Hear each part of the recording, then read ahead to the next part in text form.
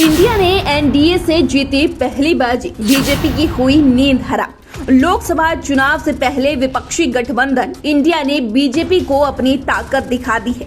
India ने बता दिया कि विपक्षी एकजुटता से एनडीए को कितना बड़ा नुकसान होने जा रहा है। वहीं इससे उन आलोचकों को भी करारा जवाब मिला है जिन्हें इंडिया की ताकत पर संदेह था। आइए इस वीडियो में देखते हैं कि विपक्ष ने कैसे बीजेपी को 2024 की झांकी 2023 में ही दिखा दी है।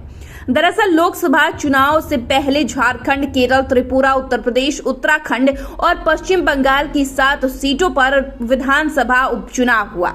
चूंकि विपक्षी गठबंधन इंडिया बनने के बाद पहली बार कोई चुनाव हो रहा था, ऐसे में सभी की नजरें इस चुनाव पर थी।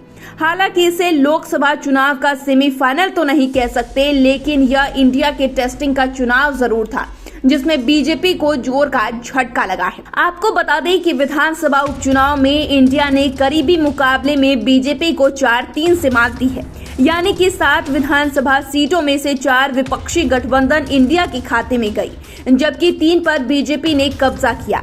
इन उपचुनाव को एनडीए और इंडिया के बीच पहली लड़ाई के रूप में देखा गया, जहां इंडिया की ताकत का डंका बजा।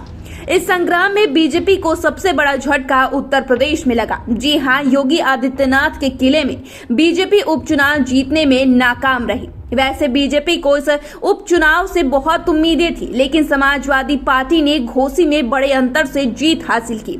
बड़ी बात यह कि विपक्षी गठबंधन इंडिया बनने के बाद यह यूपी में पहला चुनाव था जहां राष्ट्रीय लोक दल के अलावा कांग्रेस ने भी सपा उम्मीदवार को समर्थन दिया था। इसका परिणाम यह हुआ कि बीजेपी को बड़ी मात मिली। इसके बाद विपक्षी नेताओं ने इसे इंडिया की जीत की शुरुआत बताया। हालांकि योगी आदित्यनाथ ने बीजेपी को जिताने के लिए एड़ी चोटी का जोर लगा दिया था, लेकिन बीजेपी सत्ता में रहने के बावजूद इंडिया को मात देने में नाकाम रही। यह उपचुनाव इंडिया के लिए ज्यादा खास है। इसका कारण यह है कि घोसी के विधायक दारा सिंह चौहान ने सपा को त्याग कर बीजेपी का दामन थाम लिया था। इसकी वजह से ही क्षेत्र में उपचुनाव हुआ, लेकिन वे क्षेत्र के लोगों का दोबारा भरोसा जीतने से नाकाम रहे और घोसी सीट पर सपा का कब्जा कायम रहा। इससे बीजेपी को यह भी संदेश मिला कि विपक्ष में टूट उनकी जीत की गारंटी नहीं है। वहीं इससे इंडिया को भी संकेत मिला कि अगर जनता का समर्थन है तो विरोधियों की कोई भी साजिश सफल नहीं हो सकती है। इसके अलावा केरल में भी बीजेपी ने पूरा जोर लगा दिया था, लेकिन इंडिया के आगे पार्टी की एक न चली। वहीं पश्चिम बंगाल में ममता बनर्जी की पार्टी टीएमसी ने तो बीजेपी की सिटिंग सीट पर कब्जा कर लिया। झारखंड में भी झामुमो के आगे बीजेपी की एक न चले। इस तरह उत्तर प्रदेश, पश्चिम बंगाल, केरल और झारखंड में हुए उपचुनाव में इंडिया की बड़ी जीत हुई, जबकि त्रिपुरा की 2 सीटों और उत्तराखंड की 1 सीट पर बीजेपी को जीत मिली।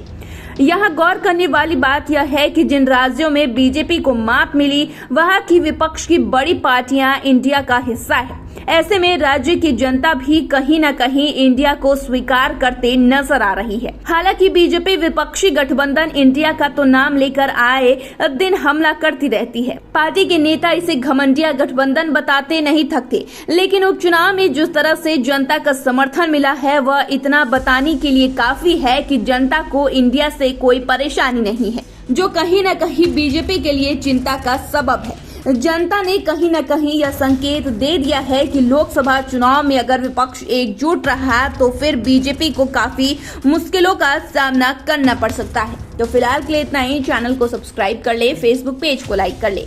वीडियो देखने के लिए आपका शुक्रिया।